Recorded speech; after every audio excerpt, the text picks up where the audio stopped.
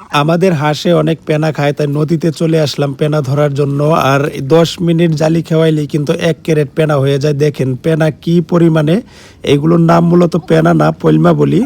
তো আমার ক্যারেট ভরা শেষ, এখন পেনা ধরতে ধরতে শরীরটা একটু গরম হয়ে গেছে, গরম লাগতেছিল, তাই ভাবলাম যে একটু ডুব দিয়ে যাই। আর বাড়িটা আমার নদীর থেকে একটু দূরে, তো একটু গোসল করে নিলাম, শরীরটা ঠান্ডা হয়ে গেল। তো পেনাগুলো নিয়ে বাড়িতে চলে যাব। আর আমাদের হাঁস কিন্তু এই নদীতেই থাকে, আমি আপনাদের আরেকদিন ক্লিয়ারভাবে দেখাবো। তো পেনা নেওয়ার জন্য ক্যারেট কিন্তু মাথায় করে নিতে হবে, কারণ অনেক ওজন। এটা পানি সহ পেনা, এটা অনেক ওজন। এটা আপনারা বুঝবেন না যে আমি অটোমেটিক উঠে এলাইছি, এরকম না, এটা কিন্তু অনেক ওজন। তো একটা কলার পাতা দিয়ে নিলাম মাথায়।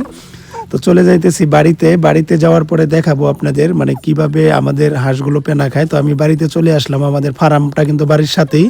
তো বাড়িতে চলে আসার পরে এইখানে এখন হাঁস আইনা ছাইড়ে দিছি। হাঁস সারার পরে দেখতেছেন যে হাঁসে মানে কীরকম পেনা খাইতেছে। এই পেনা আর আমরা কিন্তু হালকা একটু কুড়া দিই, আর সারাদিন নদীতে থাকে।